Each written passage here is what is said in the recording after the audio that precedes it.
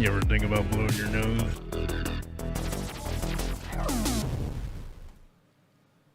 Blowing your nose and wiggle your toes. Blow your nose and wiggle your toes. It's Monday.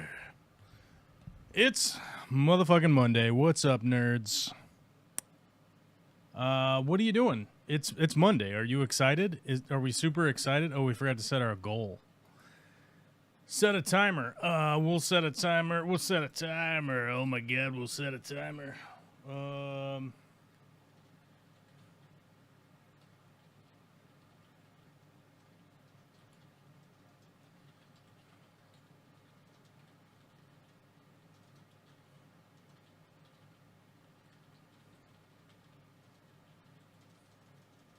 I gotta figure out how to type.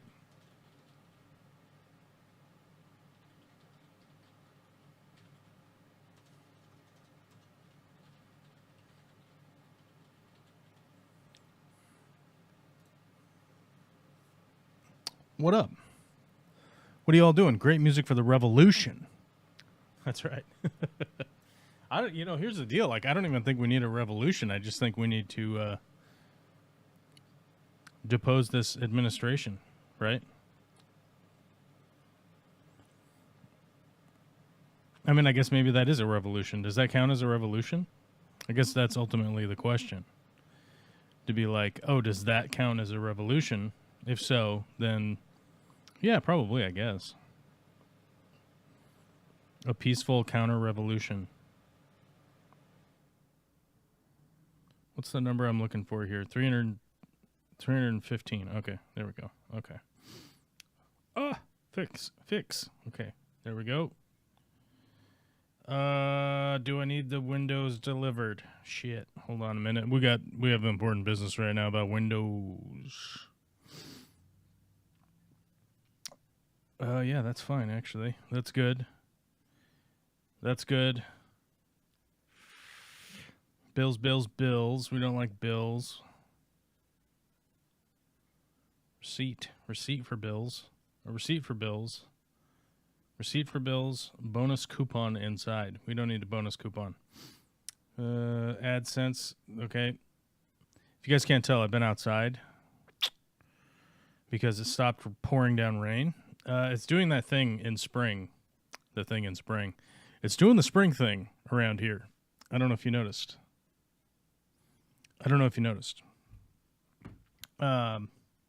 It's doing that spring thing around here where all the trees are blasting their sputum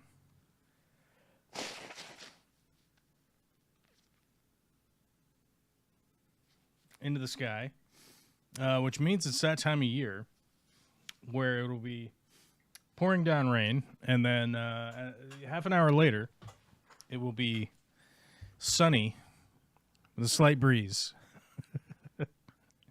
and you're like, oh shit, I gotta get outside to do stuff before the next squall comes. So that's been today. It's kind of running in and out to do things. And I would say that I was doing something that's like paramountly important, but the last 45 minutes, I desperately had to deep clean my work truck.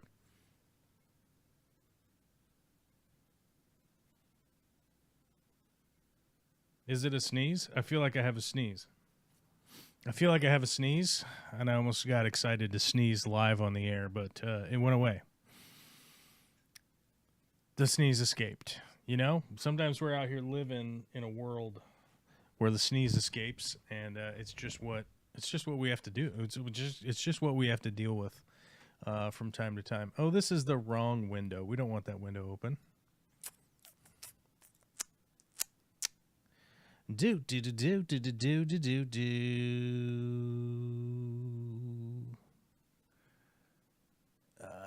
What were we on over here? We should open up the green room, which is what I'm doing right now. We'll hop over here. There we go. All right. We in the green room. In case anybody wants to call in today,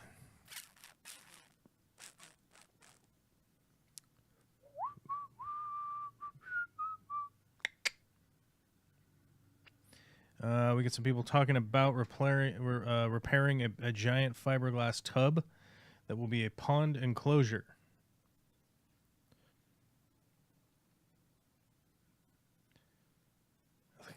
I feel like I've had a sneeze lingering. I feel like I've had a... That's right. I've had a sneeze lingering here for a while now.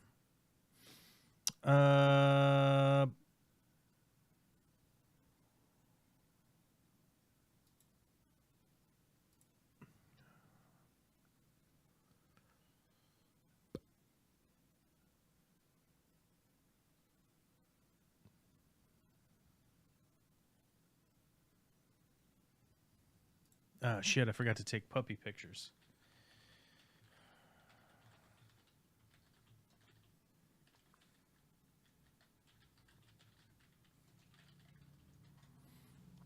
You guys will have to deal with my description of the puppy that was here. There was a puppy here this weekend, because I don't know if you looked out the window and you saw egg laying bunnies hopping all willy-nilly all about.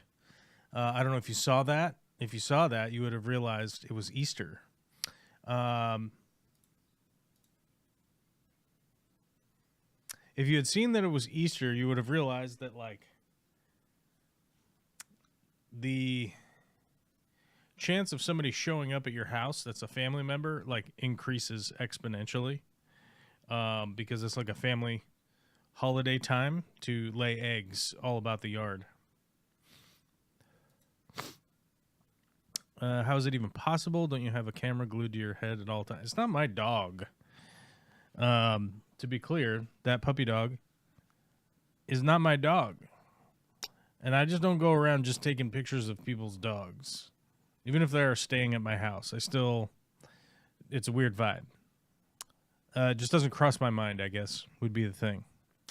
It didn't cross my mind to take a picture of the dog, though there are lots of pictures of the dog that exist. So maybe that's why I didn't think, like, wow, I've got to take a picture of this dog, because there's a whole bunch of them. People are constantly taking pictures of that puppy. So, didn't cross my mind.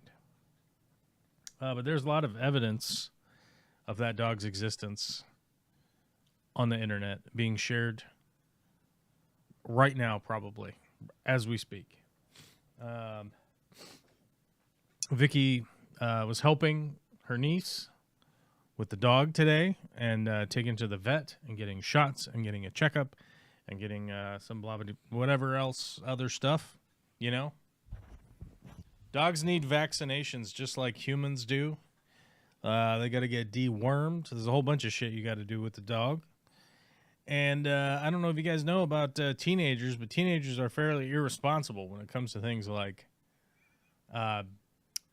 preventative health measures.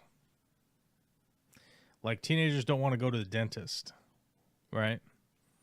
Depending on what country you're in, what part of the world, geopolitically, what hemisphere you're in, could be for very different reasons, right? Like, Spanish children, Spanish teenagers might not want to go to the dentist because they're just freaked out and they don't want to go to the dentist, right? Teenagers, when they turn like 18 in America, they're like, I don't want to go to the dentist because it's going to be a gigantic bill, because they just decided that dentists, eyeballs and teeth aren't included in American health care. If you even have health insurance at all, it's not included. Those are extra, and they on the side. So a lot of teenagers, even if they do have health insurance, are like, shit, I don't have dental, so they don't go. And then their teeth get more fucked up. Now, imagine that a teenager has a dog. Do they really want to take their dog to the dog dentist? Generally not. So you kind of have to make them do it. Kind of gotta get involved and make sure that those teeny boppers are taking care of their dog's teeth. Because a dog's teeth is paramount to the dog's overall health, okay? It's a very important, okay? I know you all are fish people out there, but your dog's teeth have got to be pristine. You got to have some dog care. And I know that people don't like to brush their dog's teeth. And I'm far from saying that you need to do it every day. That's insane. But once every like 3 months or something, just get in there and knock around your dog's teeth.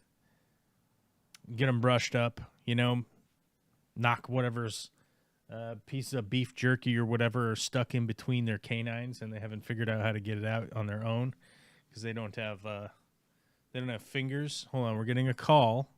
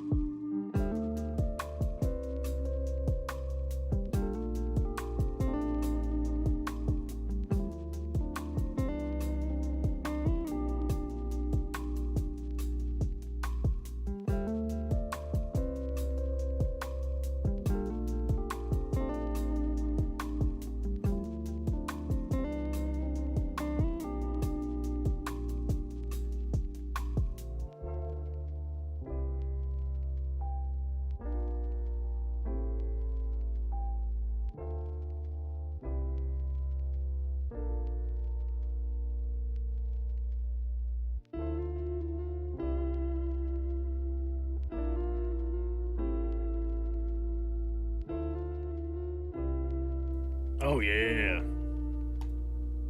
All right, we're back.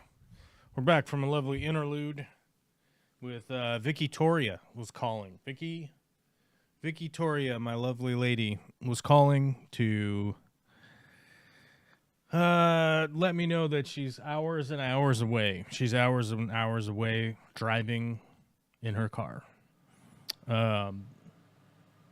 She's boisterously driving around as boisterously as possible and cannot make Girl Scouts. So your boy will be going to Girl Scouts tonight. I'll be the dad that's there. It's like, hey, all you moms. Hey, all you moms. Hey, all you Girl Scouts moms. What are you doing? You know? And they're going to be like, get out of here, you weirdo. And I'll be like, you're right. Take my daughter and we'll get out of here. And it'll be fine. It'll be fine. Everybody will like it. It'll be a good time. Girl Scouts is always fun to go to. And it's, you know, it's not a bad thing. It's a good thing. You just spin over there, you do some dad stuff for a little while. No big deal. NBD, buds. You know what I mean? So, we're going to do that. It'll be good. I will have to fend off the single mothers, right? Is that how that works? I'll have to fend them off with a stick. Where's our caller today? Where's Witchy Cat? I was going to talk to Witchy Cat while we're alive, but she's not on the call. I have expectations here. High expectations. Anyhow. Joel G likes the relaxing music. I like relaxing music too. I should figure out how to play that in the background while we stream all the time. This is super weird. Like, the allergies weren't bothering me until I came in here. And now it feels like allergies are bothering me, which is weird. Because, like, it wasn't bothering me at all today. Maybe one of the trees, like, fucking jizzed on me out there when I was outside. Maybe one of the trees was like, yeah, Yahtzee with some pollen, right? And he got me. He got me with his tree jizz.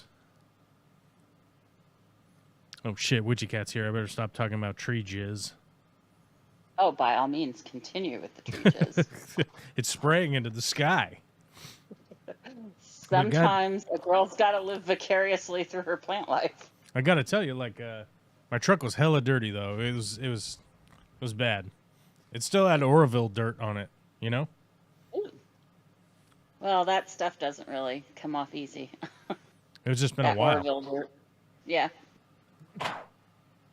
I'm so excited. Some of the people from a couple of my groups are here today. Are they? Yeah. I'm showing off my my allergy prowess today. It's fucking ridiculous. This shit just came out of nowhere. It's not bothering me until I came in here and sat down, which is crazy because, like, the air in here is filtered. How funny. I came in here, it's like, there's not enough tree jizz. You're going to have allergies now. I guess that I have the inverse allergies. It's like, this air's too clean, you son of a bitch. Here's some boogers. I'm allergic to normal air. Yeah, I'm allergic to clean air. Send me back in time to when they burned lead and gas. Which was funny because recently I had a conversation with somebody that was trying to talk to me about, like, the old world, you know, the old America, you know, how clean it was and family friendly and everything. And I was like, do you mean the place that had millions and millions of cars driving around every day burning lead and spraying it up into the air? The fuck are you talking about? And I think it's like TV shows, right?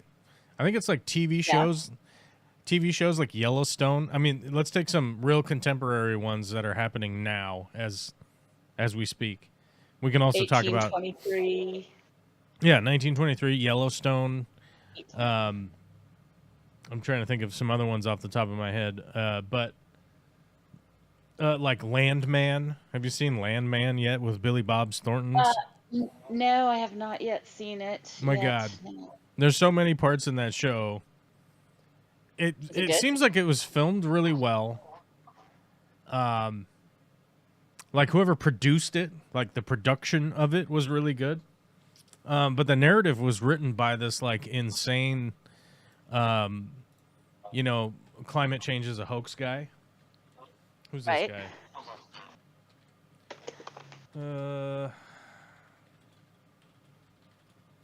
There's this guy that wrote it. Who Taylor Sheridan, I believe, is the guy. Oh yeah. He's done Yeah, a couple of the. yeah, he's done a couple of like he's Did he do Mayor of? Did he do that Sylvester Stallone Mayor of whatever it is? he's an Not American Bean writer, County. producer, director, and actor. He's best known as co-creator of television series Yellowstone and the creators of its prequels 1883 and 1923. Actually, this might not be the guy who wrote it. There's a guy who wrote it. Taylor Sheridan might be the guy who just adapted it. Writer, producer, director, actor.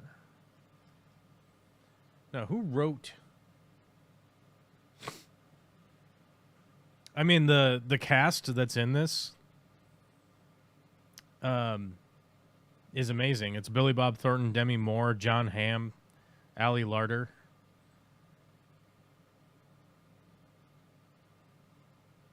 And then a bunch of no-name actors after that. But like Ali Larter's the she's the blonde from what was it, like Save the Cheerleader, Save the World? Heroes. Yeah, she's the blonde gal from that. Okay. I somehow. Holy shit, never she is 49 years old? Okay. Okay. Huh? Wow. She's That's- older than I am? Oh Jesus, I'm falling off here. I'm falling off big time, guys. Ali Larter's my new measuring stick. I'm gonna use her as my measuring stick from here on out. Because she looks amazing. She leads a pretty pampered life. Does she? Well, you know, looks are the thing they try to hold on to for that industry. So That's true. probably But, you know. But I'm saying she's 49 and she doesn't look. no. I mean, I was like, yeah, she's probably like 35. Yeah, Honestly, because honestly, she was like a honestly, I teen. was like, yeah, she's like 35. Maybe she's like 38 or something. Like, nope. Throw the extra 15 years on that. I don't know what the fuck's Crazy. going on anymore. We're going to live this generation's going to live forever, I'm telling you. These people, when they say like 40 is the new 20, and, you know, you look at the pictures of people from back then, like even just my parents' generation, right? And you're like, holy shit, you guys looked 40 when you were 20. It's crazy. Right. But yeah, but Billy Bob Thornton is older than I thought too. How old is he now? He's what, mid-60s? He's 69. He's about to turn 70. Okay, yeah. I Yeah, wasn't he's expecting been- that either. He's been, you know who I saw an interview snippet of last night who completely freaked me out because he looks so much older, is George Clooney. He did a CNN interview not long ago. He's playing Murrow on Edward R. Murrow on Broadway, and so he's lost like a ton of weight. And I thought he was ill. I mean, he looks haggard. Who? George Clooney. Oh, George Clooney. Does he look like shit? Yeah. There's a YouTube CNN video. Well, I'm sure it's a regular CNN video, but there's a clip of it on YouTube. And yeah, you know, it's like 4 days old. And so, you know, you can see that he lost a ton of weight to get down to be as skinny as Edward R. Murrow was. Oh, there's a And- picture of him from, look at this. There's a picture of him from 2 weeks ago. Hold on. Okay. I'll post it up here. I was like, when did he cross that bridge? Shit. He looks like he's about across the Rainbow Bridge here. I know. He's looking. This is him at like April 3rd.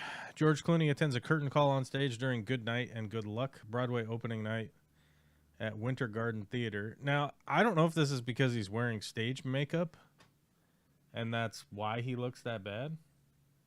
No, because he wasn't wearing it in the CNN interview, and he Right. looked like that in that CNN interview. Well, Actually, if anything, even here's him just walking around. No, that's in his debut. He probably has stage makeup on here, for sure. Right. Yeah, and the dyed hair doesn't help it. Yeah. It makes it much more dramatic, if anything else.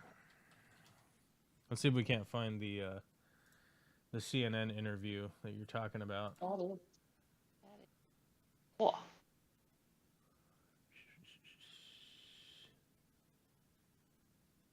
Actually, when I saw I think it's the dyed hair. yeah, I'm serious. I think it's the dyed hair, because if you look at him, okay, here. Hold on. Not to be doing a whole beauty standards thing, but like, if you look at him here, if you look at him here with his gray hair, right? Right. Let me shorten this picture. There we go. If you look at him there with his gray hair, he looks good. But then if you go over here to the black hair, Yeek. this black dye job, he's doing what he is doing there is he's doing the what's his name? America's mayor, Rudy Giuliani. He's doing the Giuliani with this black hair, which makes you look like shit. Because you're like, if you go back to if you go to the gray hair, you're like, that's just an older guy. He looks fine. There's nothing wrong with him. Right. You're like, he's just an older guy. Looks good. Well, and I had forgotten he's doing this Murrow part, so I was like, Maybe when I saw that CNN picture, I was like, wait, wasn't Sinatra blonde? Because he looks like he could do Sinatra in that. Like if his hair was blonde instead of black in that CNN interview shot. Yeah, right here. I was just like, this one. This one right here. Fun. He looks like he's in the Rat Pack. Yeah. Like in this picture. You're like, is that one of the members of the Rat Pack? Jeez. Exactly. Anyway, didn't mean to derail that, but it's just it doesn't matter that you derailed it. I'm just saying it's contemporary news where you're like, because we were talking about Landman, and and one of the big reasons for my issues with this Landman show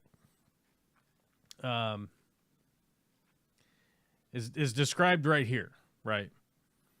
Landman, a new TV series from Yellowstone writer Taylor Sheridan, includes examples of false and misleading writing about renewable energy and climate change technology.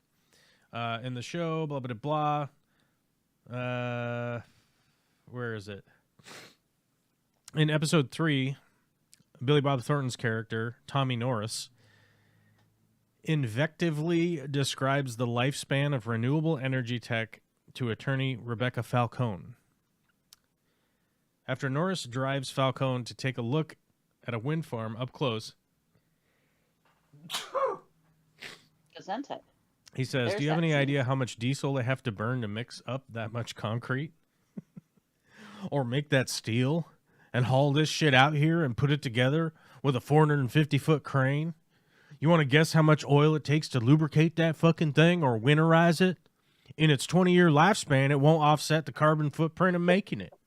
And you're like, okay. And then he goes, "And don't get me started on solar panels and the lithium in your Tesla battery. And never mind the fact, if the whole world decided to go electric tomorrow, we don't have the transmission lines to get the electricity to the cities. It would take 30 years if we started tomorrow." And this is like, this Landman show like looks interesting because you're like, oh yeah, this looks like interesting commentary on what it's like to run these oil derricks at some point in time. And is it modern day? Who knows? But it's supposed to be modern day, but everyone acts like they're from 1975 in it. But there's constant things to like there's a scene where the lawyer is in a bar and Billy Bob Thornton's character orders her a beer or her a drink or whatever, right? And he's like, yeah, she'll have a drink. And the lawyer goes like, she'll, right? And then he goes on this tirade about how, oh, I didn't notice because you shaved that Adam's apple so good, blah, blah, blah, right? That supposedly it's like, it's like you assumed my gender. You've misgendered me. You're assuming my gender, right? And he goes on this like bullshit tirade, right? To essentially like make her feel bad because she called him for the lady over here, for the little lady, right? And it's like, it's not that you've been misgendered, even if that did happen in any part of the world, right? If that interaction happened and then a woman looked at you and was like, what the fuck? It's probably because she doesn't like to be referred to essentially in the third person, like while you're standing there doing something for her, right? And especially if you're on a first name basis, right? Right. And it has absolutely nothing to do with like people being woke or, oh, they've been misgendered and the wokes are trying to get us, you know? But there's shit like that. It's just littered in that show. And shit like do you know how much it costs to make the cement, to put the cement out here? And it's like, yeah, you can carbon offset a house. We have those calculations on how much it costs to make concrete. Yes. Do you want me to Google it for you, Mr. Oil Man? Like, yeah. We know how long it takes to offset the carbon cost of a yard of concrete. That is calculated. And it's no mystery. There's nothing mysterious about it. And how much carbon does it take to make steel beams, like he asks in the question, right? Right. And you go, like, yeah, we know exactly how much it takes to make steel. Do you think the people that make steel are like, I don't know, man. It's a mystery how much energy it takes. I don't know. I don't know, man. We just make steel and we just charge a random price. We just make it up. And we hope put it out there with a bowl of milk and the fairies make it overnight. And man, we just fucking hope by the end of the year that we make some money. You know. Yeah, and there's just a ton of shit like that in that show. And like I said, it's really well made. Like whoever produced it, whoever cast it and all that kind of shit, like it's really well made. And the writing isn't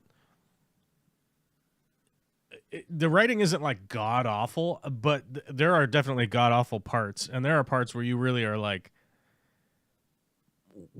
does nobody know how to source check shit? Why did you put this in this show? Like, why is this in here? And what kind of weird, like, Fox News bullshit narrative are you trying to preach here?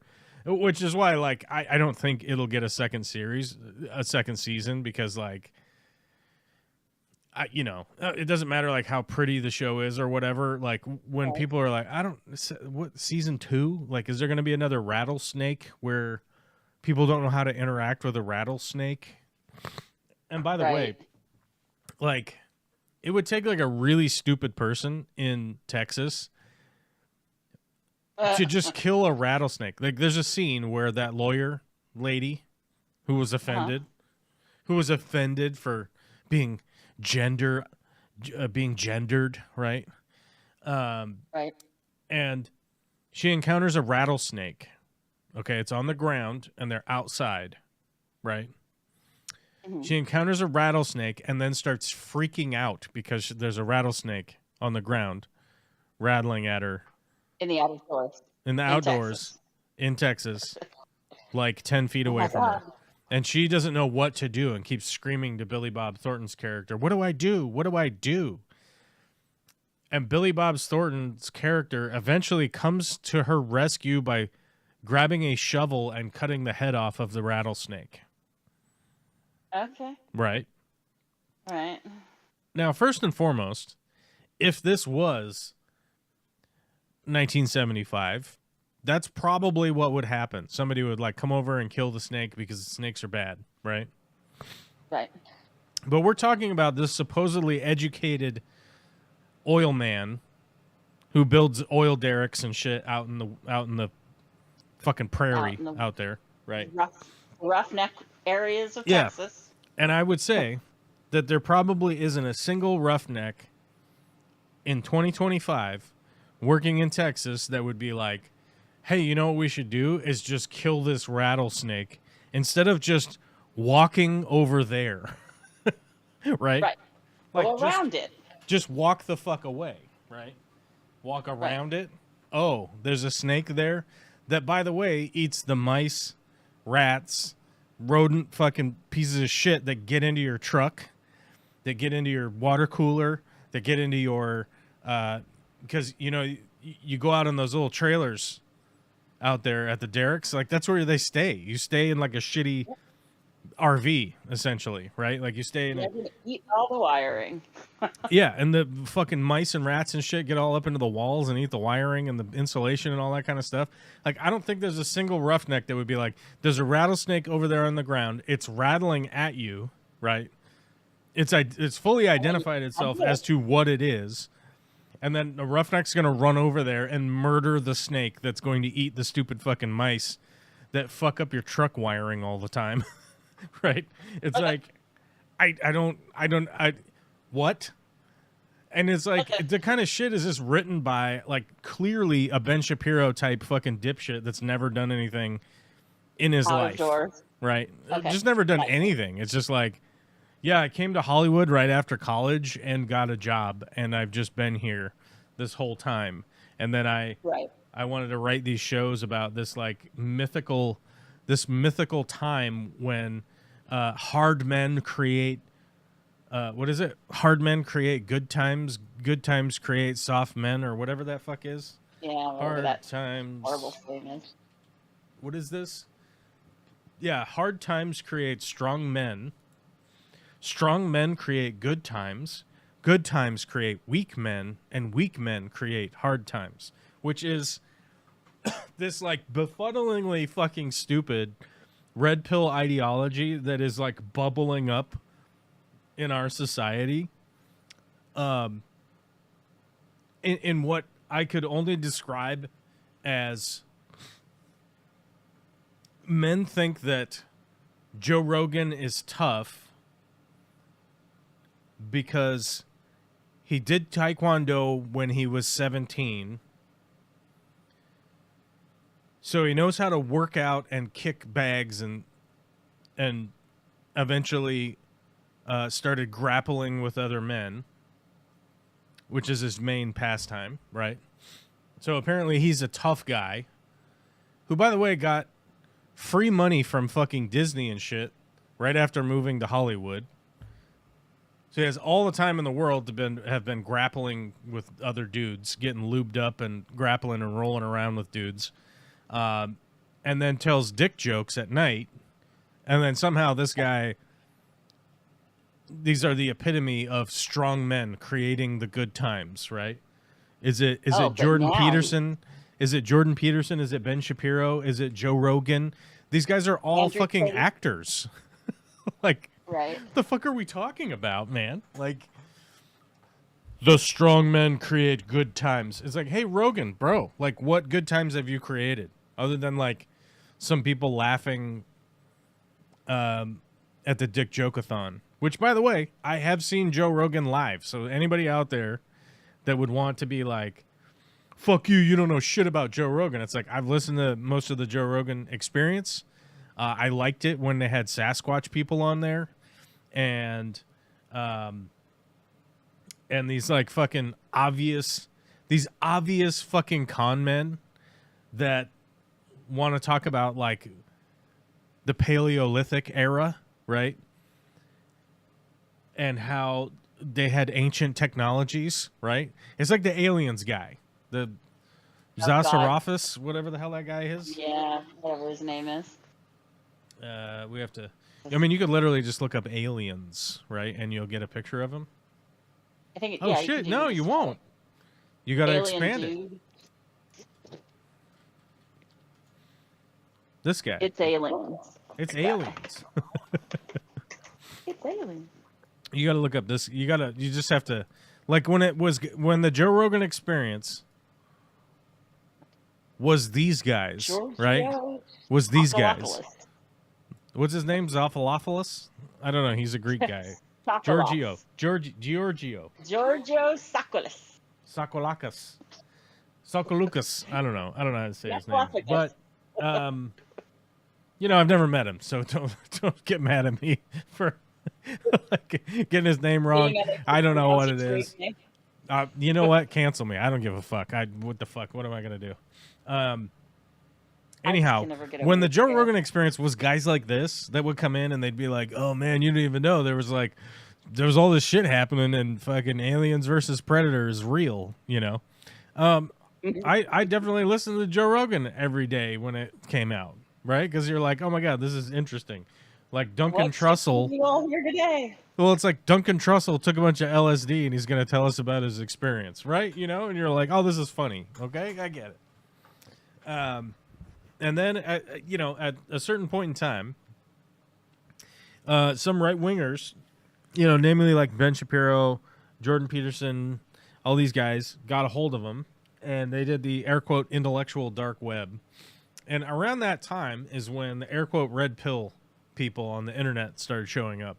And, they're essentially using the Matrix as the way to come up with the idea, a way to like familiarize their weird sort of a pimp ideology, I guess is the best way to put it. They're using the Matrix. It's like, are you going to take the blue pill or the red pill, right? Want to know or be denied. Right. And it's like, if you take the red pill, we're gonna get you. We're gonna show you the truth, where you go and you grapple with men, and since you grapple with men, you're now a strong man, right?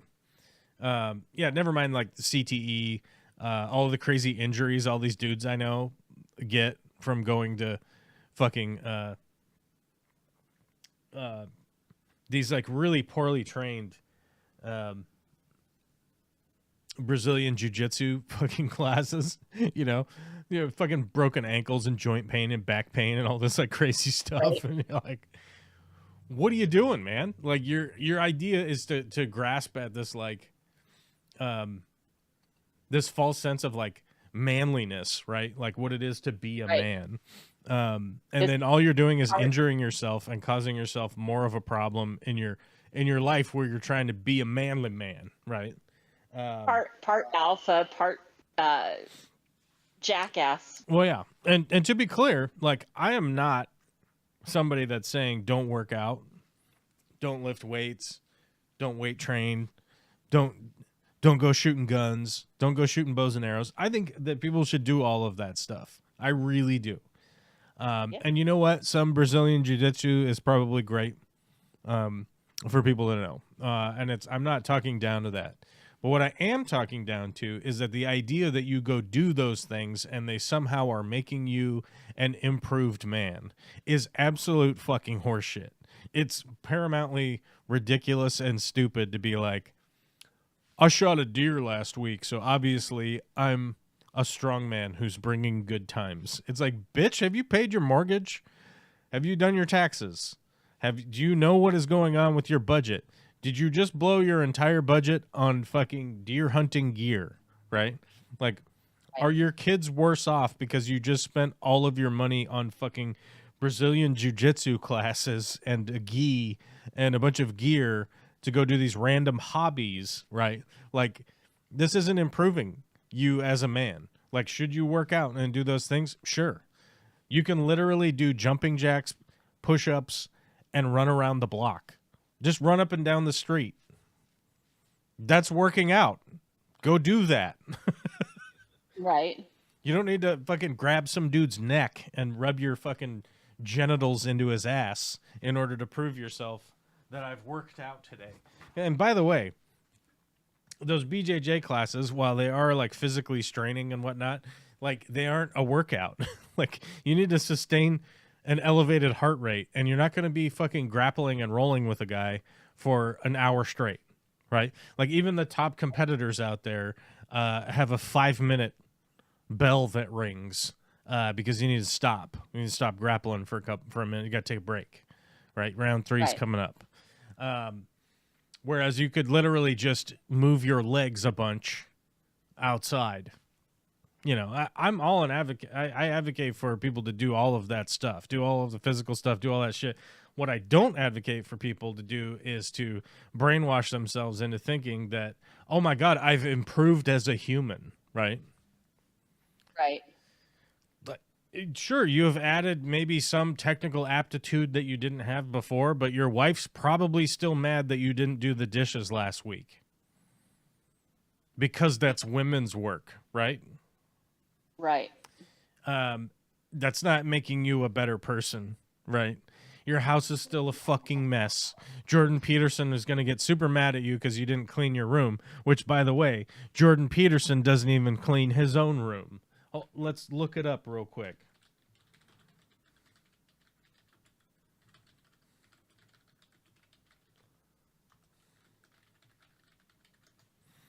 You can look it up from his fucking dirty ass live streams that he does. Right. With how much fucking dirty ass horse shit is in the background, which, by the way, in his stupid ass books that you fucking clowns went out there and bought, his first rule is that you need to clean your own room. And this son of a bitch doesn't even clean his own room. And yet you're buying his book. How fucking crazy are we? How fucking crazy is this society that you're like grasping at straws for some level of manliness, right? And that you're going to find it from this simp fucking drug-addled maniac, right? Who, by the way, claims that people have been they've been hurting my feelings and they've been coming after me because all I could never do is use people's pronouns, right? Motherfucking Kermit the Frog sounding motherfucker, and yet you're out here buying his fucking book. Like, somehow that's going to make you better. Oh, let's go buy a self-help book and ask every single person from the 80s how well that worked out for you. It didn't work out for you. But are you going to deal with... Are any of these people going to deal actively with the interpersonal relationships that are failing around them at all levels, right? Whether it is their relationship probably with their parents, their relationship with their spouses, their relationships with their kids, their relationships with their coworkers, their relationships with the fucking people on the freeway that they're rolling coal at, right? Right. Just slamming on the gas on your diesel on the fucking freeway so it fucking shoots black smoke out the back of your truck like a fucking asshole. But you went to fucking BJJ class and missed your kid's fucking Girl Scouts meeting, but now you're a fucking better man for it. Can you believe it? These are the same people that fucking need Trump daddy to be their fucking idol. I can idolize Trump. Yep. It's insane. What do you got, Witchy? What do I got? Yeah, what do you got? What were you saying? No. I was shouting over you like a maniac. That's all right. I was just agreeing with you. It's fine. That's right. I was going to say, they read this and somehow just having read it is the key to being the better guy, not actually following any. Well, and advice. It's like if you Just want to take having like if you want to take like a Jordan Peterson like self-help fucking book, okay? I'm going to boil it down for you. All right, I'm going to be boiled. Go ahead. The reason they tell you to clean up your room is because it's just you taking a positive action in the physical world that you are already like interacting with, your room, right? Right. And you're doing a thing that is positive for your own being, right? Which will generally send you on a trajectory for the rest of the day in a more positive trajectory in interacting with the other people in your life, right? Like you start out having accomplished a simple goal, you feel better. It's like leaving for work 10 minutes earlier than you normally leave, and you're absolutely not stressed about getting there on time. You see what I'm saying? Right. And then you show up to work and you're like, hey guys, what's going on? Are you guys ready? You ready for work today? Cool, man. We got extra 10 minutes. I'm going to fucking have a glass of water. I'm going to go pee and then I'll clock in and I'll be ready to go, and then boom, boom, boom. Versus showing up 8 minutes late. You're all scattered. You fucking forgot your lunch. People are just like, what the fuck? This unreliable son of a bitch can't even show up here on time. And they're all, look at them. They're all freaked out and they're all pissed off and then blah, blah, blah, right? Right. That's all it is. That's all this self-help thing is like, go clean your room, because after that, you'll feel better about having a clean room, and then the next interaction you have is probably going to go better than the one before. That's it. That's all that it is. That's all this trick is. And you could do the exact same thing if you woke up in the morning and just went like this. If you literally just made your face into a smile. Yep. Psychiatrists and psychologists have realized that if you force your face into a smile, your body starts to produce serotonin and dopamine that you obviously must be happy because your face is in a smiling position. And then guess what? They find that, oh shit, these people start to demonstrate more happy characteristics. And it's like, you could literally just affect this thing on your own body by just forcing yourself to be like, I'm just in a better mood, you motherfucker, right? Like, right. You know. But like, you know, people like Joe Rogan and Jordan Peterson are these like untreated fucking psychotic people, right? Like, there are people that are like suffering deep psychosis, and then they're being reaffirmed by their fans that like, oh yes, you've provided valuable insight, right, into humanity, right? And you're like, now we know so much more. Yeah, and then immediately turn around and start claiming that people are in their echo chamber, right? And it's like, you're so fucking deep in your echo chamber, you don't even know like shit from Shinola anymore. You know, it's just bizarre. It's bizarro world. It's like Joe Rogan going on his own live stream. Or going on his own program. Sorry, it's not live anymore. Right. Because they need to produce a narrative, and claiming that like mainstream media is obviously the problem of everything. And you're like, you're the top media out there. Like, aren't you mainstream media at this point? Right. Like, exactly. Aren't you the mainstream media that are affecting, like, so many people are listening to this? And then yet complain that like MSNBC is full of fucking Democrat hacks, right? You know, and it's like the Democrats, the boogeyman's gonna come get you. Whereas like the current administration is literally doing. By the way, they're literally doing all of the things that they said that they were gonna do. You know, Project 2025 was a mystery. Oh, I don't know what that is. Believe me when I say I don't know what that is, even though that guy authored the forward to it. That guy right over there helped edit it. That guy right there helped fund it. You know, just standing on stage with the fucking people from Project 2025 and then being like, I don't know what it is. And now they're doing it. They're doing all of the things, right? They're doing all of the things that they said they were going to do, which is fucking destroy civil rights to all Americans, by the way, even the whites, even you white people out there that are like, well, they'll keep my... No. They will take your civil rights too. Dismantling any of the public services in this country, which are the public services that we fucking rely on deeply, and yet... You know, we'll watch a Landman episode where they just make up fucking shit about everything. Yep. Putting in place a fucking oligarchy like you've never seen before, except we have seen this before. It's called the Great Depression and the Roaring 20s leading up to it, where a bunch of fucking shady-ass billionaires of their time, like the Carnegies and the Rockefellers and the Hudson and all those guys, they all grabbed every little piece of the pie, as it were, in the United States, and created these massive corporations that monopolized everything, which is, by the way, where the game Monopoly came from. It was literally designed... What year was Monopoly? 23, I think. At least that's, I think, the year it came out as Monopoly. It started as another different game. No, 35. Yeah, because it was 35, during right. the Great Depression. Okay. Because they wanted to explain December 31st, 1935, the now ubiquitous winner-take-all board game Monopoly was patented. Since that day, it has been translated into 37 languages and evolved into over 200 licensed and localized editions for over 103 countries in the world.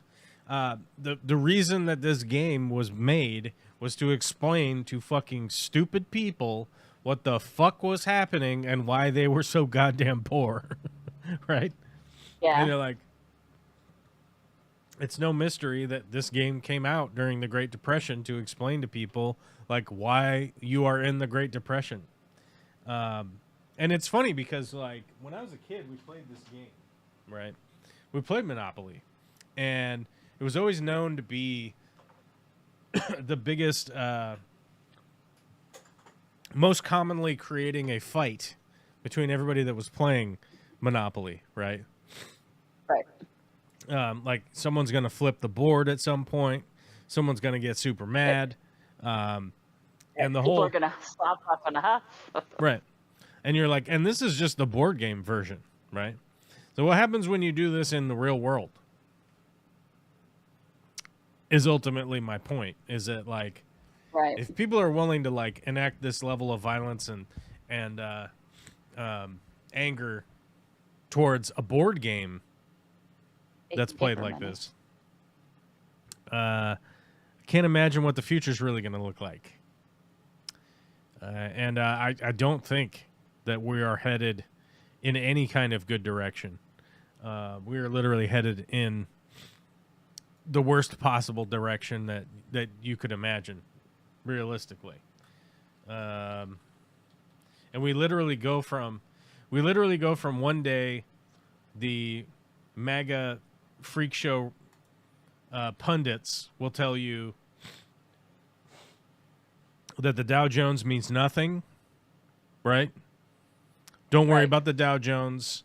Losing money is not a big deal. Money's not even real. It's not a real thing. To literally the next day when the Dow Jones goes up, that it's a clear indicator. It's a clear indicator that everything's going great. Yeah.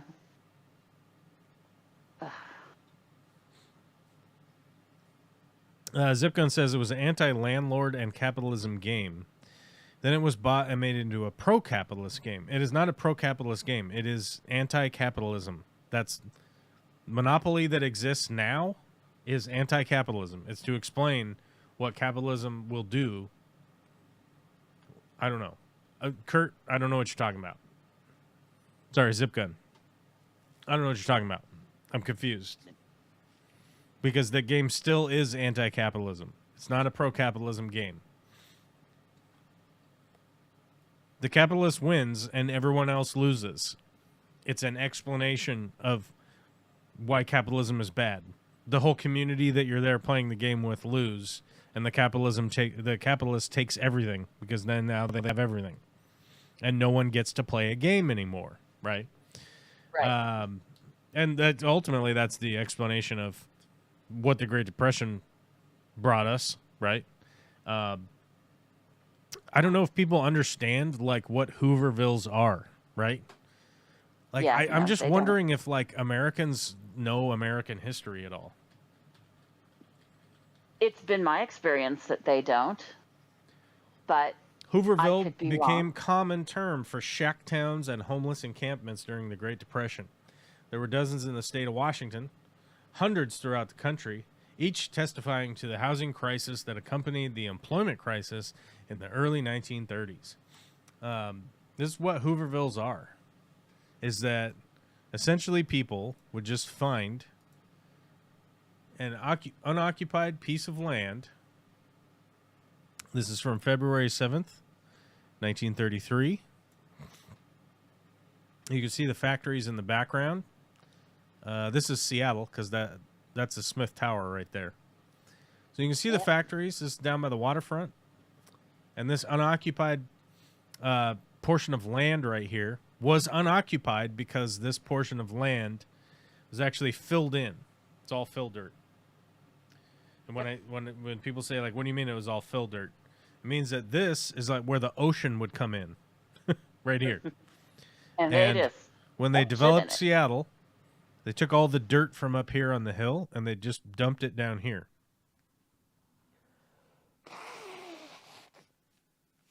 Now, the reason that that's important is because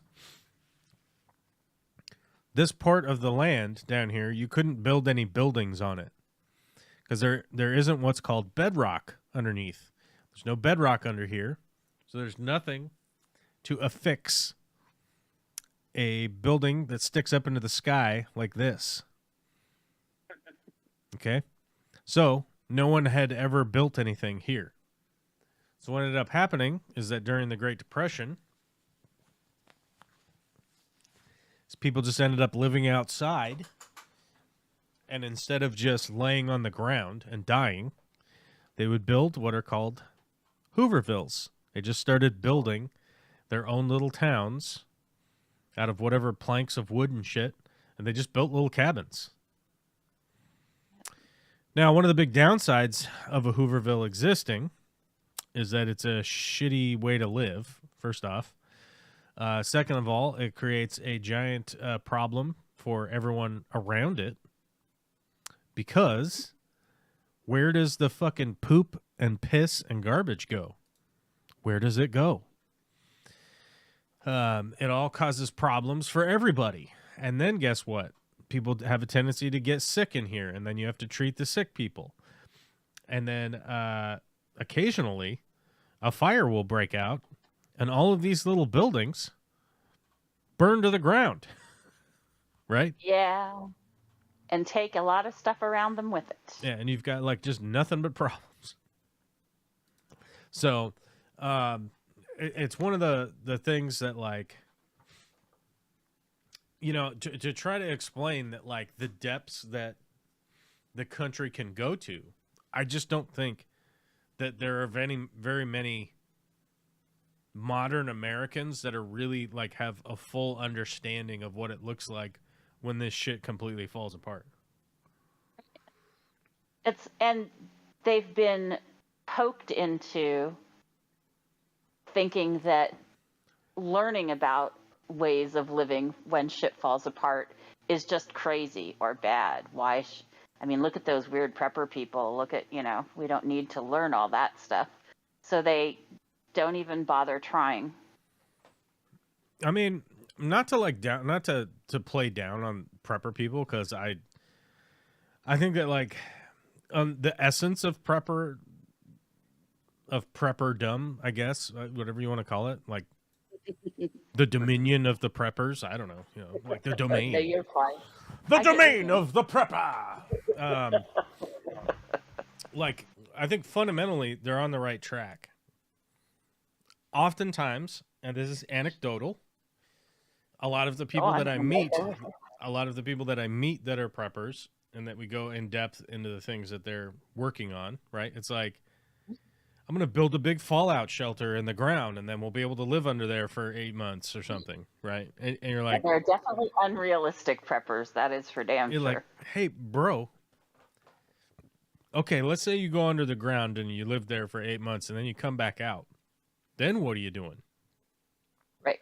Because you went in there in the springtime, and now you're coming out in the dead of winter. What's the plan? Yep. Because now you're probably just going to die out in the fucking snow. Yep. What are you doing? Go watch the road again, sir. And I think, like, a fundamental part of what's missing from most of the preppers that I know is that they're missing out on the, hey, wait a minute, none of this shit really gets done without a solid community, right? And the reason I say that is that at any given point in time in human history, everything that we've been able to accomplish is accomplished through collaborative means, right?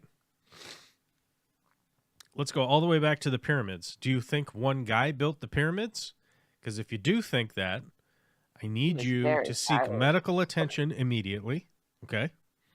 If you think it's aliens, dude. Seek medical aliens. attention next week. Okay, we've got more pressing issues right this moment, but we'll calm it down. But you really still need to think about it. You need to think about it. You need to talk to somebody about it. Okay. Yeah. But if you think it was slaves, I need you to really, Okay. really, really seek some more Okay. knowledge. Okay. I want you to seek some experts, right? If you think it was an ancient civilization that had technology that was far superior to ours, the medical attention thing, you need to seek that also. Okay. The consensus, and when I say consensus, that means a lot of people studied it. They've all argued a bunch of shit, and they've reached what they would call a consensus, which does not mean this is 100% the facts. This is what we have found. This is the most likely methodology, the method. This is how this was done, right? If more information comes to unsettle that, like aliens fly down to Earth and say, no, we built those pyramids with our space lasers, which are right here behind us. That's how we did that. And it says right here, we're going to be back in 5,800 years. And now we're here. You'd be like, well, here's a new piece of information that's been brought that does change what we're finding here. But we would also have someone to ask the question of, hey, were the people that built this were the people that built the pyramids, were those slaves? And they'd be like, no, those are just people. They just worked. They thought that we were God, so they started doing shit when we told them to do shit. You know. Right. But they weren't slaves, they were gullible. Through most of the consensus that is there is that from looking at the evidence that has been left, that most of the people that were there working on the pyramids were actually just craftsmen that came to work on what would be considered a big project, right? Yep. Same way that the New York Football Giants football stadium was built, right? They had a bunch of iron workers, a bunch of concrete guys, a bunch of masonry workers. They had companies produce parts. They had to do all this stuff. It's this big collaborative thing. And you built the New York Football Giants football stadium, which I have no idea who decided to name it. Let's see who. New York Giants Stadium is called. Oh, it's the MetLife Stadium, brought to you by fucking insurance company, right? Insurance companies, because we're the only ones who can afford shit like this we can anymore. just afford to put our name on fucking stadiums. Anyhow, but it's the same way that any of this shit was ever built, was the collaborative effort of communities collaborating together and working together to complete a project, right? And to circle back to the stupid landman thing, right, where they were saying, oh, it's going to take 30 years to put up the electrical grid. It would take 30 years to put up the electrical grid if we allow private fucking companies to do it, because they will never do it. They will hem and haw and take the money and pocket the money and give a shit about the shareholders' fucking meetings, right? Instead of the stakeholders, they're going to start talking to the shareholders, who are going to get their fucking money at the end of every year or every quarterly fucking dividend report that they're going to get. And every time they make a decision, they're going to make a decision in their favor versus the stakeholders, who is us. And by the way, when the electrical system was built in the United States here, guess who fucking built it? The American government with taxpayer money, you motherfucking goddamn scoundrels. You goddamn fucking scoundrel sons of bitches. Trying to act like fucking private business has done anything positive in the United States except extract money and put fucking more gold on billionaire boats than is absolutely within any realm of fucking sanity. With goddamn gold toilets and gold fucking banisters and gold railing, and even our fucking psychotic fucking president. What does he have? He has golden angels and cherubs such, and in the White House. Yeah. Golden cherubs. He has solid gold. He has solid gold fucking cherubs and solid gold shit put in to the White House, like some. Which was pretty damned guilt to begin with. It's the fucking Gilded Age, that's for sure. Look at this. This fucking absolute clown. And when interviewed about it, he put in all this gold shit into the White House. And when asked about it, he said it's because they don't have any gold paint that could replicate gold. Right, gold paint. But we're going to change that. That was one of the things he said he was going to fix. So it has to be gold stuff because they don't have gold paint. I mean, I literally have gold paint over there in my fucking paint bin. I don't. It's ridiculous. It's fucking absurdly ridiculous. Such an ass. Hey, why do you have all this gold stuff? Oh, because like they don't have any gold paint. They don't have any gold paint. No. These were ingots in Fort whatever when we went and visited it with J.D. Vance, and then suddenly these cherubs appeared. I don't know where the gold came from. I couldn't tell you. That's not true. I'm just being humorous, guys. Oh no, I don't think. Well, I mean maybe. I know. Well, you know, did they actually even go visit it? Did they ever go visit it? They did. They spent an entire day and went and opened it up and looked at it, said, "Yep, that's a shit ton of gold," and then they left. Oh, that was it. I thought fucking Elon Musk was gonna audit. No, well, who knows what team got left there to do what. But yes, they just wanted to verify it hadn't been stolen because, you know, gold in that amount is so easy to just whisk out of the... Toss it in your pocket. Not a big deal. Doesn't weigh much. Did they go, did they actually go? I never saw anything that they actually went. They kept saying that they were going to go, but I never saw anything that they actually went. Do you believe that they did?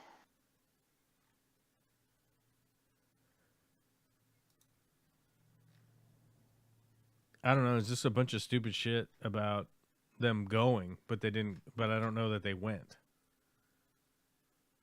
Like the gold version of "I have a girlfriend who lives in Canada." No, I'm just saying. Like I don't think that. I don't think. I'm not seeing anything that they actually went. Okay, let's see if I can find it.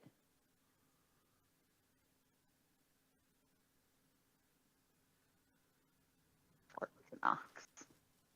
Ooh, there's a lot of flies on my screen.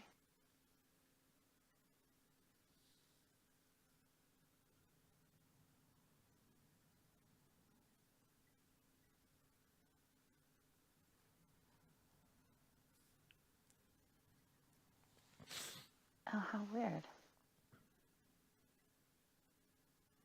That's what I'm saying. Like, I don't know if they said they were going to go, but I don't know if they ever went. No.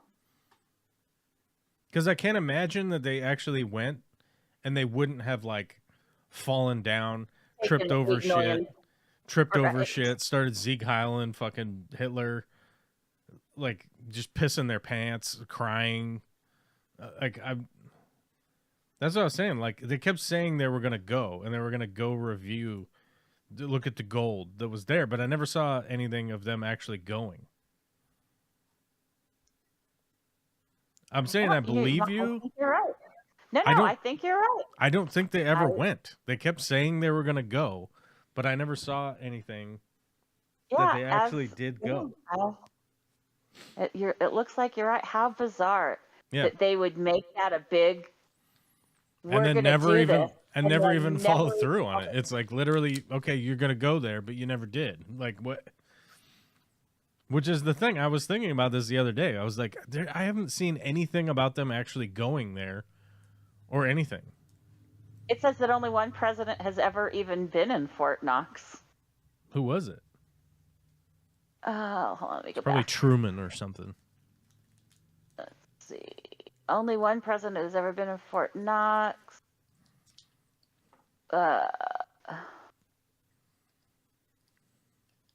Many questions. Okay, could you tell us many which questions? It was? Is nobody chatting today? Am I just guess not. Am I just so based that no one is going to tell me that I'm fucking a piece of shit or what? I don't know. I expect somebody to tell me I'm a piece of shit. Come on now. Oh, hey guys, hit the like button and become a subscriber. There. I don't care, The last frankly. I don't. congressional visit was in '74. The only U.S. president is FDR. Goddamn American hero. And it was because he went when the U.S. Bullion Depository within Fort Knox was established. Because, damn it, beef broth needs to be saved too. Okay, I'm just Right. Not the same thing, boys.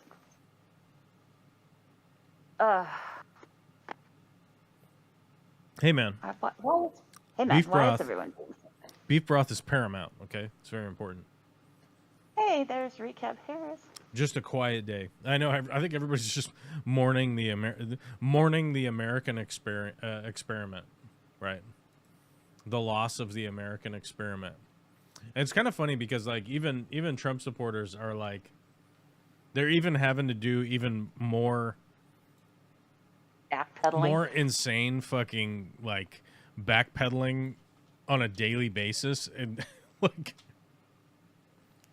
Well, even Rogan, who we've spent so much time talking about today, this week is getting smacked around for now supposedly calling people out. Like, why is this happening?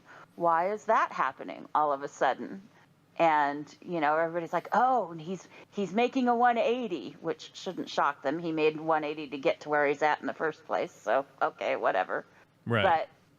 But, you know, it's just, and that farmer, the soybean farmer, President Trump, you've got to help me. I voted for you, and now your tariffs are killing my farm. Yeah. It will kill all video? of their farms because he did it last presidency. Any of these farmers that voted for fucking Trump Yeah. probably need to seek medical attention also, because Donald Trump was president. A lot of people on Medicaid. Well, Donald Trump was president 6 years ago when he fucked them over so hard their asses should have been fucking bleeding to the point where they would have passed out or had to go to the fucking urgent care immediately, right? Right. He fucked them so hard after putting a tariff on steel on China last time, and China immediately put a tariff on the fucking American soybeans, right? Which is a huge export in the United States, and it nullified all of the income of the tariff that he put onto steel because they had to turn around and give it to the farmers. And it just gives you an idea of like how fucking brain melted these freaks are, that just a few years ago you received this giant subsidy check from the Trump administration because of their own categorically fucking stupid shooting themselves in both of their feet simultaneously. It's like you're Doc Holliday in Tombstone. You pull out both guns, but you're actually too drunk and just shoot yourself in both of your feet. And then you're like, look what the libs did to me. Right? Yeah, it's shocking to me that these people have gone through it. And now, of course, with Hegseth and his stupid second time around. Well, I think the big problem here is that Republicans, these fucking red state moochers, have been sucking up so much of the fucking social safety net that blue states are providing them. Even just California. Like, how much did California surplus to the Fed? Like, California's surplus last year was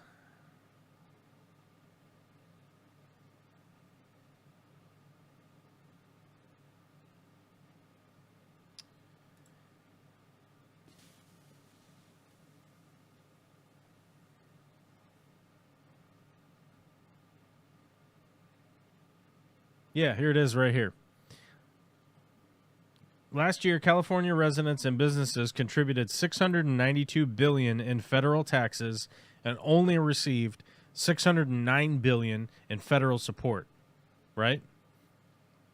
Okay. Which I'm no fucking math wizard. It means they got $81 billion less than they paid in. Yep. In the next year, it was $83.1 billion that they didn't receive. They went out the door. And what is Texas? Because Gavin Newsom was talking about this. Oh, that Texas was reversed. They took more than they Texas. did. Yeah, Texas was the other way. Jesus Christ, Texas sent the federal government $261 billion in taxes, and the state government received an extra $40 billion in grants in return. Gosh.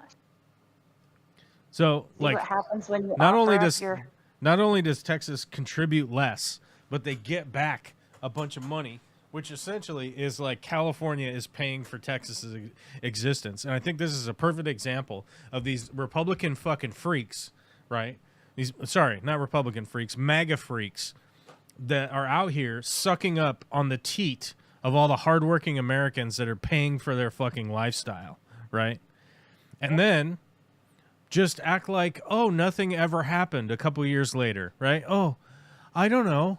I don't know where that money came from when the fucking guy that literally tanked the market of what we worked all year to grow, and then they sent us a check to pay for it because we couldn't sell it to anybody because one individual guy who takes shits on fucking fake gold toilets because he's a fucking freak, like, tanked the whole fucking thing and then turned around and gave the hardworking Americans money to those guys.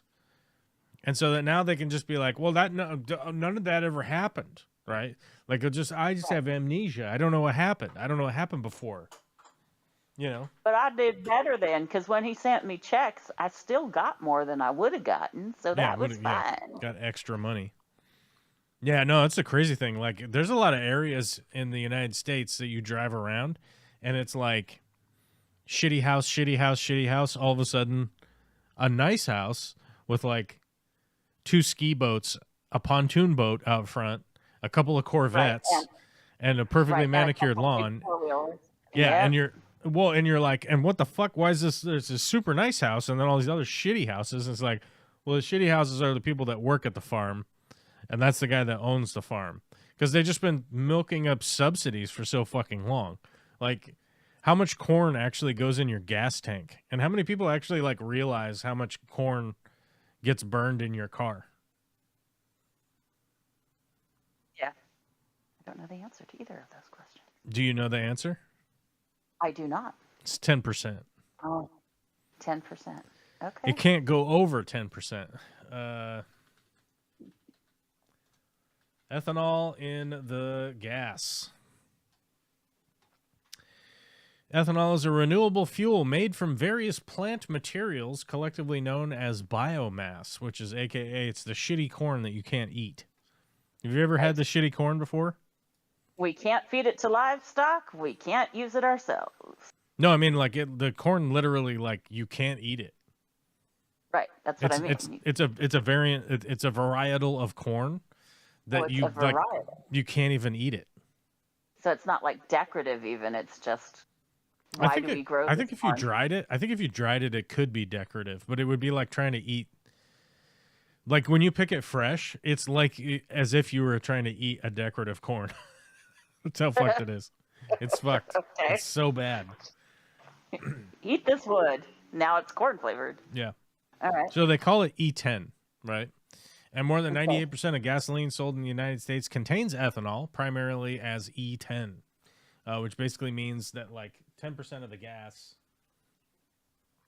10% of the gas is corn. It's ethanol. It's corn makes ethanol, and then they put the ethanol and mix it in with the gasoline. Flex fuel vehicles are designed to operate on various blends of ethanol and gasoline, including E85, which you've probably seen E85 before when you go to the pump, which contains 51% to 83% ethanol. While E10 is the most common, E15 is also becoming more prevalent, and it's approved for use in model year 2001 and newer light-duty conventional gas vehicles. Ethanol is a slightly lower energy density than gasoline, so using ethanol blends like E10 or E15 can result in slightly lower fuel economy, fewer miles per gallon. Ethanol fuel is used in ethanol used in fuel is denatured, meaning a substance is added to make it unfit for human consumption. Like technically you could eat that shit if it wasn't denatured, but you wouldn't want to. Right? A little bit of gas in my diet makes me a better day. Yeah, and the easy explanation is that ethanol is essentially like alcohol, right? So you got to think like if you made like 200 proof, if you made like 200 proof Everclear or whatever, you could burn it in your car. Let's make some corn mash and set the car on fire. It'd be hard to figure out. The mix though to get it just right. You know, make it run versus just setting everything on fire. Yeah. But the ethanol, the reason that we use ethanol is because this is all government subsidies. It's government subsidized farming is essentially what this is. Is that the United States government pays these farmers to make this shitty corn, to grow the shitty corn. Then they pay them to do it. Because there's a requirement to add to gasoline. And the reason that it's required to add to gasoline is to give the farmers something to do. Because they're subsidized to do the thing. So you can see how this is like a fucking crazy catch-22, right? Of course. Well, why are they growing it? It's like because they're required to grow it because they're subsidized by the law that says that they have to do it, right? Right. And yeah, it's ridiculous. Like, just stop doing it. Like, just stop doing this and have farmers grow food, period. And give them a market to sell said food in, right? Yeah, and allow them to sell the food that they've grown in a market without fucking doing willy-nilly crazy tariffs every 5 minutes like a bunch of scurvy-riddled drunken pirates from fucking 500 years ago, you know? It's fucking insane. Well, they're scurvy because the farmers aren't feeding them. That's all they're... Anyway. Yeah. You can't grow vitamin-rich oranges in Kansas. I'm just telling you, you can't. Fair point. We looked this up a long time ago. Are high in vitamin C. We looked this up a while ago. Which green vegetables are highest in vitamin C? We looked this up a while ago, and some people will probably be fucking outraged. What's that? Is it Brussels sprouts or spinach? Sprouts is one of them. Spinach is one of them. Bell peppers? Bell peepees? Strawberries? Yes. Tomatoes? Which technically I don't count as a green vegetable, but okay. Strawberries? No, strawberries, I don't count them as... Strawberries are a vegetable. You know, the seeds are on the outside, so you have to reclassify. I'm just kidding. I don't know why it's on here, but it is. Parsley. You can just eat shitloads of parsley. Spinach, mustard greens, cauliflower, Brussels sprouts. All of my favorites so far. I'm telling you, broccoli is the perfect food. I'm telling you. I love broccoli. I eat broccoli Brussels sprouts, and cauliflower. Dude, I eat broccoli every fucking day, dude. That I can. It drives Vicky and Olivia crazy because I'm like, yeah, we're having chicken and rice and broccoli. That's what we're having. And they're like, eating at your house. You have it all the time. And I'm like, yeah. If you and this is what I say. I say it just like this because I'm fucking crazy. I go, listen, if you bitches want to fucking make your own food, you fucking bitches. That's what I say because I've been listening to Andrew Tate, and Andrew Tate says if I call everyone a bitch and a cunt all the time, then they'll do what I tell them to do. They'll fall in love with you. No, actually, what I do is I say, yeah, but I love chicken and broccoli. And I love you, girls. I made you some food. And I made you said, good if you food. want some other food, just tell me, and I'll make different stuff. So I can't do sometimes we kale. make I don't know why. zucchini and the green beans and the Brussels Oh, sprouts and the, all that stuff. no kale for me. The spinach, yes. I'll eat 8 bazillion pounds of spinach, but kale just doesn't work for me. What I do is I buy the frozen spinach, Yes. and then I put that in my smoothie with my raspberries and my avocado.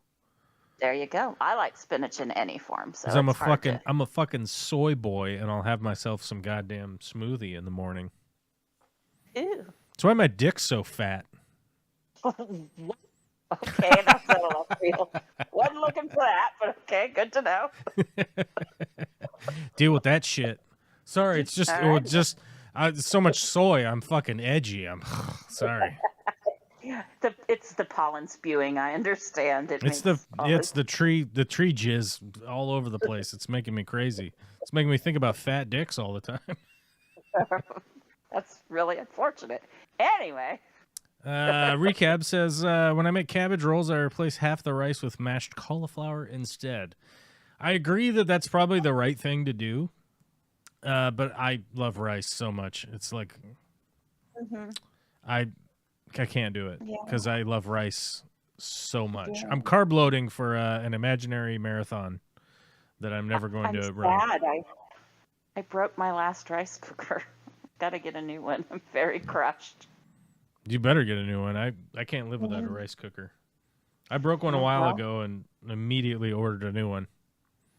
I did learn how to make rice. I faked it in a French press for a little while, but now it's not. I can't do that either. So, damn it. That's weird. I would have never tried that, but I could see. It took some doing, but I have the skills. Apparently. Anyway. Yeah. Hey. So there's a rice cooker in my birthday list. We'll see if it happens, but oh, speaking of that, did you guys buy anything for my birthday for me? No. I don't think you did. No. You bastards. Bought me a fridge. Last time I tried to buy you something from your list, it said to send it to Tacoma, and I knew that was wrong, so I just didn't do it. Yeah, that's not good. Don't send it to No. Tacoma. I think I fixed that. I did fix that after you told me. Okay. You're like, hey, you need to fix that shit. And I was like, oh, that's a good point. So I fixed it. I'll have to go because No, you guys didn't buy shit. I gave you guys a good link last week for the greatest tool ever. there should be a refrigerator on that list because it's already been delivered. So There is a refrigerator on there. that's me. Hey guys, if you want to buy shit off of Amazon, go through this link and then we'll get money. That's how that works. So if anybody asks, I did the thing during the stream. There you go. Go buy yourself some pliers. I tried to get you guys to buy vibrators, but you won't do it. You're a bunch of fucking prudes. Or maybe actually, it's probably the inverse. You could probably have so many vibrators already that you're like, I can't buy more. I'm just... Or you need refrigerators more than you need vibrators. So many Not you decisions. specifically, you fucking maniac. Jesus. No, well, I'm talking to the people. The masses. people. The masses. I really wanted to tell you a story right now, but it is wildly inappropriate, so I'm not going to. Go for it. Tell me. I can't. It's too much. Right. It's too much for the Awesome. people. These people would not be able to handle it. These prudes. These prudes. They're not prudes. I'm going to tell it to my psychiatrist later. I can't tell it to you. It's too much. I'll put on my hat later, my psychiatrist hat, and say the doctor is in, and you can tell me then. Pervert. You goddamn pervert. Damn Skippy. Damn Skippy. Anyhow, Isabella Ramirez Burnett said it's nice to be here and put a voice on the name. Ha ha. She came from one of my prepper groups. Oh, she sounds wonderful, but she had to go. It's her husband's birthday. We'll catch the recording. Well, shout out to you later on. That's how magic works, I think. Could be magic. Baby. Could be a magic thing. Oh, don't start singing Barry Manilow. I don't know what song you're talking about, so I can't do it. I see Farmers for Trump all the time in certain parts of VA and North Carolina. Virginia. I had to think of VA there for a minute. I started thinking of V8, like the drink. Don't ask me why. And I got distracted. Because we were talking about And then I started vegetables. sighing about North Carolina. Like this. And then, yeah. Farmers for North Trump signs Carolina. are fucking stupid. And people should stop putting those up. They're dumb. Because this is not, none of this shit is helping any farmers out there. No. Well, Like- or anyone in North Carolina, to be honest. All of your equipment just got like 100% more expensive. Yeah. Yeah. Because we're And- gonna air quote onshore manufacturing, which, you know, I spent a lot of time last week talking about the fact that they want to onshore manufacturing, and I think somebody unfollowed me last week. I don't know who it was, just some fucking idiot who gives a shit. Oh, yeah. But they left a bunch of The turtle comments. dude. They left a bunch of comments. We gotta go find the It was comments funny. here. They left a bunch of I hadn't comments got- on last week's videos. Mhm. Close that. I haven't gotten to say bye, Felicia, to anyone in a long time. I was very excited. PM Callister said happy birthday, and thank you. I appreciate it. PM Callister is Pam, someone named Pam. Okay, I don't know who that is, but thank you. Thank you for the happy birthday wishes. I tried to have a birthday week. It didn't work, so I just got over it and moved on because it was a whole nother day. It was a whole nother day. And I went to eat some broccoli and spinach. Yeah, so this person was called at Facts Over Feelings 1776. A straight up Ben Shapiro fucking cock gobbler. Just deep throating Ben Shapiro and the libertarian 1776 bullshit. Probably somebody who's never even read our Constitution, our Bill of Rights, or anything to do with our country. Said they unfollowed. Woohoo! And then they shouted, "You do not know what the fuck you're talking about. Stick to fish." Okay. And then Yeah. they said $37+ trillion is debt requires. It's hard to read people's stupid grammar. $37+ trillion is debt requires huge changes. If you can't endure those changes, then you can leave. That's right. Okay. Go back to your own country there, Joel. Then they said the U.S. has never been a democracy. It is a representative constitutional republic. Oh, Which that's this true. argument is so fucking stupid. It's one of the stupidest fucking arguments on the internet because how are our representatives elected? Democratically. Because we have a democracy. What the fuck are you talking about? Shut the fuck up. Go read some books. Stop deep-throating Ben Shapiro every day. Right? And fucking learn something about the actual country you live in. Then their other comment was, wood can be sourced locally. My responses to these were, you would first need to understand the quality of the wood you are using, which you have demonstrated zero knowledge, period. My other response was, and how are those representatives elected? Keep smoking whatever bullshit you're on. And I said, you can leave. I never saw this. You don't know what the fuck you're talking about. Stick to fish. But let's reply to that real quick. Please take a second to eat my entire asshole. Ah! Thank you. Well, there's a birthday gift. There you go.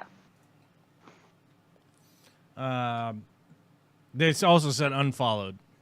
So, Witchy Cat gave him the bye, Felicia. No, I did. Let's see. Does he have any videos? We'll do a video review. He had a video, I think, when I went. And Okay, looked. video review. Video review on the Facts on the Facts Over Feelings channel. It must be this must be just the bastion of knowledge. Absolute fucking glorious. It's great to be here. We'll take a look. The links are free speech always from gab.com, more free speech from getter.com, just a little more free speech from Minds at Newsfeed, or minds.com newsfeed subscriptions, winning from patriots.win. This is the youtube.com Facts Over Feeling 1776 channel. They have been on YouTube for 13 years now and managed to upload one video with 88 views, which is entitled Checkerboard During Black Mesa Blue Shift Loading Screen, which is apparently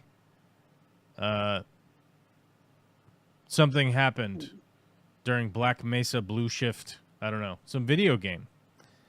They created some playlists involving Cyberpunk, Wu-Tang, school stuff, a Trump 2020 playlist for you guys, 2024 bangers, as it were. And yeah, quite the contributor to the internet, and just really bringing it to us with all of their amazing whatever this is supposed to be. It's really good. It's really great. And we all representative of the culture today. Yeah, it's just like, wow. You've done so much. And you may or may not own a turtle. Good for you. It's probably just owns a picture of a turtle. Would be my guess. So, anyhow, this is the kind of bullshit on a daily basis, what it is to be on the YouTubes, which is another reason why I said earlier, I just don't give a shit if people subscribe anymore. I don't care. Oh. So, in our list Yeah. of our conversations today, where we have discussed many of this, but housing market. Oh, the housing market is going to be butt fucked harder than. See a theme here, but go on. I don't know. I'm trying to think of Mia Malkova. I'm trying to think of a porn star. I don't really know any of the porn stars. Chasey Lane. I don't know. Chasey Lane from the Bloodhound Gang song. Okay. Do you know that Bloodhound Gang song? Not that one particular. I do know who the Bloodhound Gang is, but I'm not a big follower of their music. You should follow the Bloodhound Gang. I mean, come on, be an adult. Be an adult. What are you, a fucking child? All I can do to hang out with the Juggalos. I can't be following fucking Bloodhound Gang too. God damn. You know what? If the Juggalos did a what's the Juggalo thing called? The man? Are you talking about the logo? The Million Juggalo March or whatever the hell their yearly. No. That's the Gathering of the Juggalos. That's right. The Gathering of the Juggalos. I couldn't remember what their festival is called. It's called the Gathering of the Juggalos. Holy shit, this is the year of our Lord 2025 is the 25th anniversary of the Gathering of the Juggalos. The gathering of legends, as it were. There are going to be some really old STDs. You know what's funny is, like, I respect Juggalos more than I do respect MAGA people. No. Yeah. No, I'll give you that. Like, at least the Juggalos, like, know who they are. You know what I mean? Right. Like, at least the Juggalos, like, know that they're in a cult. Like, they're into it. Like, yeah, exactly. Like, they have a matter of, like, a self-reference, right? Yep. That is way stronger than any MAGA idiot out there. It's fucking wild. But I was saying that, like, if there was a gathering of the Juggalos up at Orville, I would go to it just for the comedy. I would not be surprised, and I would probably.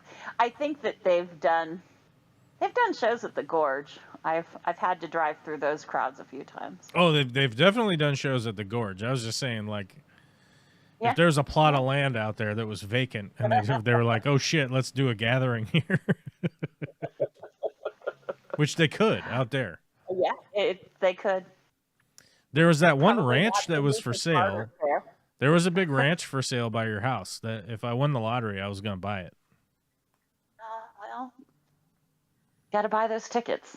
For Note that to note to self. Note to self.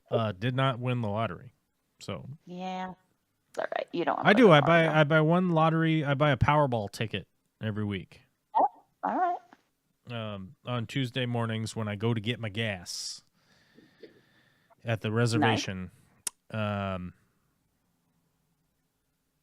I go there and then I buy a Powerball ticket. All right. Because about a million years ago, my one of my cousins said, like, the only way that you know for sure you're going to lose is if you don't have a ticket.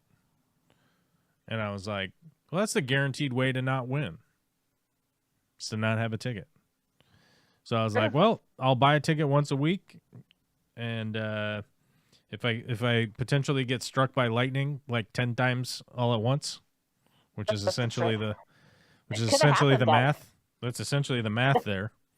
Well, you got to think it's like the odds on it are so fucking astronomical that you would get the right one that it's like mathematically it's not going to happen. But somebody does win it, you know? Right. It still does happen. I was thinking the day that you were driving home from your grandmother's should have been the day you bought the ticket. Apparently you missed out with the tree branches falling and the lightning. It was trees falling. It was big ass fucking Doug firs and shit just snapped in two. That should have been the day you bought the ticket. You survived that whole trip. Well, that doesn't make any sense. Like, I mean, scientifically, it doesn't make any sense. All right, fine. Because, like, let's say I was really lucky that day, I would have used up all of my luck not being murdered in a storm. Maybe you would have just continued your... All right. No, I'm just saying that, like, scientifically, if luck was real, right? Right. You would have like a certain amount each day. It's true. Right. So you would have used it all then. All right. And most days you wouldn't be able to actively recognize the luck that you were having because it didn't murder you. Didn't get murdered, right? Right. Like you didn't see the truck that almost swiped you down or whatever. Yeah, it's like you didn't get final destinationed by the logging truck. You know what I mean? Those commercials are driving me insane. Jesus Christ. There's a whole generation of people that have been deeply traumatized by the Final Destination movie, I'm telling you. Because people see logging trucks on the freeway now and their buttholes clench up tighter than fucking snare drum. I haven't seen any of the movies. What's that? I haven't seen any of those movies. You haven't seen the Final Destination? Anyway. Nope, I'm familiar with them and what their premise is, but I haven't seen them. And I see the stupid trailer for the current one, and it's not the lawnmower or the piano taking the chick off the window ledge. The thing that causes me the most pain is the piece of glass that guy steps on. That causes me to cringe more than I don't know what you're talking about. And before we talk again, you're going to have to go watch the Final Destination so we can talk about the logging truck. I think it's Final Destination 2. All right. I will go and watch stupid teenagers get killed. The first one is when they're flying somewhere, right? And yeah. The first one is they take a flight, and the guy has a premonition, and I think they don't get on the flight. Oh, okay. Right. And then they still get killed. Yeah.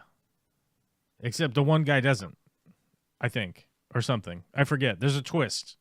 There's some kind of twist. Either the twist is they all die, or the twist is one of them doesn't die. I don't know. I forget. There's a twist, though. There's an M. Night Shyamalan to it. Okay. Who made that? Hold on. I don't know. But we're up to is it 10 or something now? I don't know. There's probably a million of them. It's like the Fast and the Furious. You just make some shit. It's 5. Okay. apparently. Who made the first one? Hello, who made you? Created by Jeffrey Riddick. Who is the what? Who is the This one. Directed by James Wong. Okay, I thought it was a M. Night Shyamalan. Shyamalama Ding I knew Dong. it wasn't a ding dong. Shamalama Ding Dong. He seems like an interesting guy. James Wong made 1 and 3.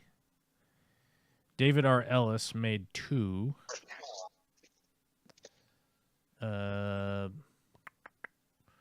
David R. Ellis made 4. I guess they went 1 and then the next one. Stephen Quayle made number 5. Final Destination Bloodlines. It's been 14 years since one has come out. So it's been a while. Crazy. Yeah, I don't know. I'm just saying that logging truck scene has traumatized the whole generation. I'm telling you. All right. It's 4 o'clock. It's 4 o'clock and nobody Okay, super chatted, so we're not doing a Friday stream. I've been super exhausted every Friday and getting home at fucking midnight anyhow, so we're not doing a Friday stream. Unless something happens and I'm home early enough to do it. You guys really have to convince me to do a Saturday stream, but nobody super chatted anyhow, so it doesn't matter. It's irrelevant at this point in time. I would, but today is not that day. Don't worry about it. All right, fine, I won't. Yeah. Until Saturday when I'm like, come to a stream. I know. You mentioned I was around. What did you say? You were like, I see you've been around. Which I don't know how you see that I was. How did you see I was around? You fucking creep. You were green dotted on Discord every time I went to go do something else with other groups. I'd be like, oh. So I thought you were editing or something or, doing business, but. Yeah, I don't know what I was doing. Actually, it doesn't matter. It doesn't matter, but I was like transferring accounts and doing stupid. Yeah, it was. You were doing business. It was fucking stupid. But I was doing stuff all Saturday, which I can't even remember now. What the hell did we do Saturday? You said raised beds and I don't know what else when you responded to my, no, bitch, I was busy. Oh, no, Oh, yeah, I was busy. The kids were here. That's right. The teenagers, the teeny boppers were here. There you go. And, we went to, somebody desperately wanted Olive Garden last night, which, by the way, like, Jesus, what a place. It wasn't bad. It was fine. It was fine. I just, what? Okay. What happened? I've got some Play-Doh in a fun factory. I can make you Olive Garden here. Anyway, go on. It wouldn't be fresh. No, enough. I mean, it's Olive Garden. I mean, it wasn't bad, but it was so salty. I don't know what the fuck was going on with Olive Garden, but it was just salty. It was so much salt. I don't know. Maybe that's why I was sneezing earlier. Sneezing the salt out. Sneezing the salt out. Anyhow, which, by the way, seems to have gone away now. You've adjusted to the air to jizz ratio. Yeah, I guess, which means I got to go back out and get more jizz all over me. Tree jizz, that is. Okay. Good save. It's hot stuff. I mean, I don't know any dudes who are spraying either, so I don't think I'm going to get that on me. Wow. Okay. I mean, I'm like, who are these strange men? They're not here. Where are they? I mean, $20 is $20. Hey, man, $20 is $20. 25 if you want them to jizz on you rather than just in your general direction. In the direction, yeah. It's more if it's on me. We gotta have we have to have standards around here. Anyhow, what the fuck? Oh yeah, had the teeny boppers here. We went to Olive Garden and it was just so fucking salty. But the reason I wanted to bring that up, we looking old now. We looking old because Vicky's niece is quite small, and her boyfriend looks like a teeny bopper. And the people at Olive Garden offered us 3 kids menus for the parents. And did you take advantage of the half-off pricing of the meals for the kids? No, Gonna start no. taking them out for kids eat free meals in other places. No, these kids are 17, man. They aren't putting up with that I kind of know. those kinds of games, you know. But yeah, I was like, holy shit, these guys think we're all your parents. But Olivia was with us, so there was a kid there, so that might have been the whole thing. But either way, it's 4:00. I love you guys. See you next week or whatever. I was trying to edit some shit today, and then other stuff came up, and I had to go do it. Well, Orders, like windows and shit. So anyhow, love you guys. See you next week or whatever. I don't know.